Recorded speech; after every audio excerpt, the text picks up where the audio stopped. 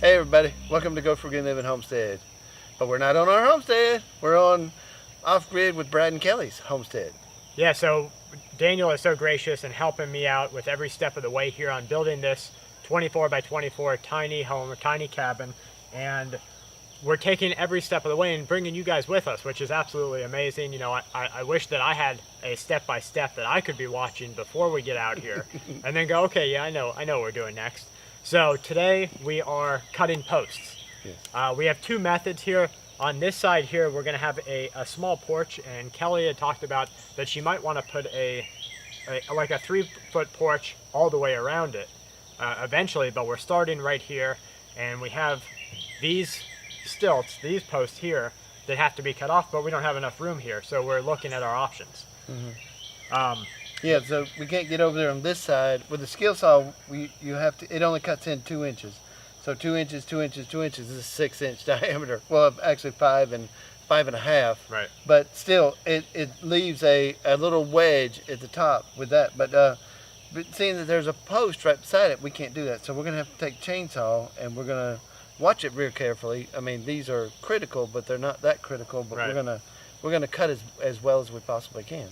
And so I think our step here is just watching, taking it slow, and just, you know, just with a chainsaw, just like if you're out collecting firewood, you have to respect its capabilities. Mm-hmm. And so especially with this, where neither Daniel nor I want to reset these, we have to respect its capabilities.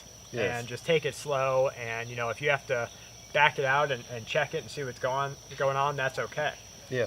Now, these I think are probably the most labor and mental intensive, because we have to watch the chainsaw.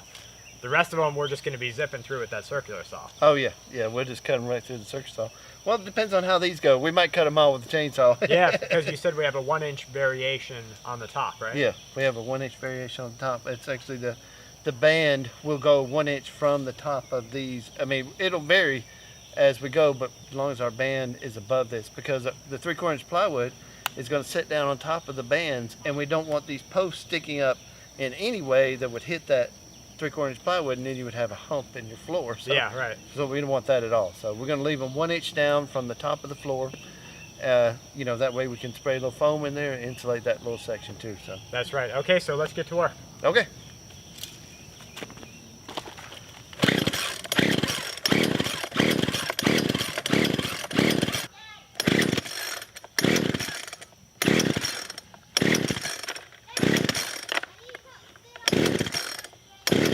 All right, well, we're going to give it one more shot. We're, you know, the chainsaw, especially if you don't put your money into a higher brand, you're going to kind of get what you pay for. As sort of a thanks for welcoming me gift to Alabama, I brought Daniel down a Poland. It wasn't expensive, and we've gotten exactly 2 uses out of it. We've taken care of it afterwards, put the right kind of gas in it, put the right kind of oil, the Poland oil inside of it. Sometimes you just get, you know, the whatever comes off the line. So we're going to give it another couple of pulls here. If we don't get it, we've brought down the extension cords, and we're going to make do with what we can on the circular saw.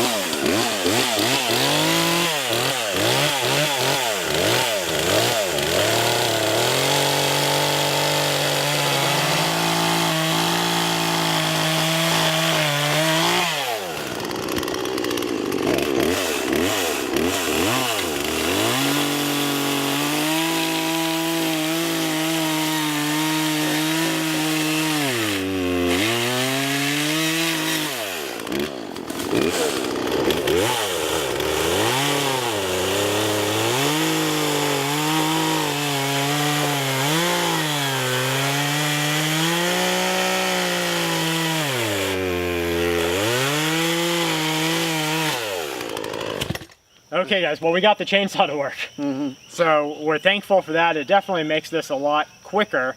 Daniel has found that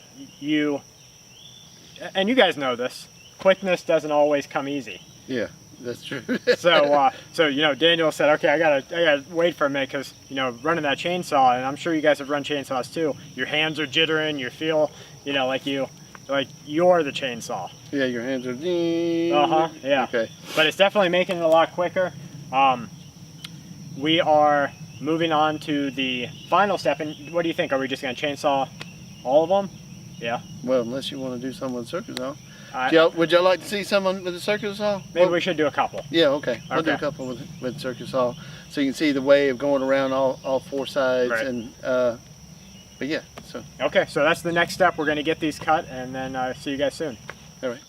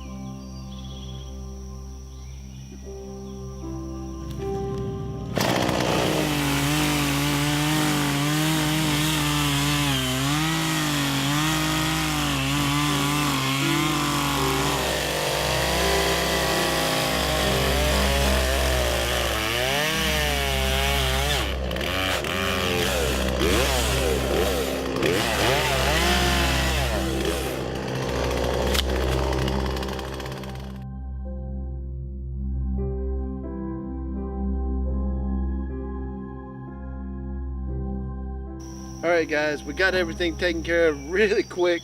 We cut everything down with the chainsaw. It might not be the perfectly level across there, but that won't matter, and I'll show you at the end. But also, you know, I did the circular saw, and it's not perfectly level either.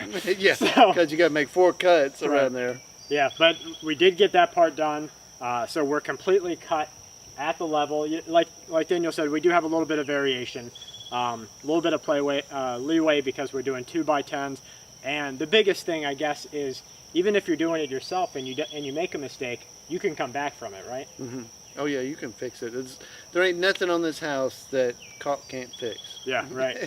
Yep, caulk, some lag bolts, and some extra wood. Yeah, so we're done with this step. The next step is putting on the 2x10 banding and the flooring. So we hope you guys will be there with us for the next video. Oh yeah, that's gonna be fun. It'll go quick. Then everything moves quick from now on. So that's right. We'll have walls and roof on before you know it. That's right. All right, guys, we're gonna end it there. Thank you for coming. Thank you for joining us. Thank you, Brad, for letting me help you do this project. Thank you for helping me. Yeah. And you guys too. You've had some good comments and some questions about, are we doing it this way? Are we doing it that way? You know, there's really so many ways to build a house, and even a number of right ways to build a house, that there's some variations in one over the other. We'd love to hear it from you guys. If you're like, are you doing this? I did this. We'd love to hear what you did too. Yeah, exactly, because we're still students. Right. All right, guys, I love you, and I'll catch you on the next video. Oni Ove Ocha. There you go. As a side note, guys, we light a fire here almost every time that we're working. The smoke helps us to keep the mosquitoes away, keep the flying critters away.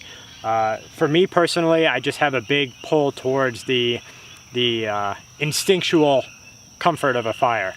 But after every fire, we put it out quickly. What we do is just dump some dirt on it, and what you're doing in that process is you're negating the oxygen there, and you're creating your charcoal at each and every fire site.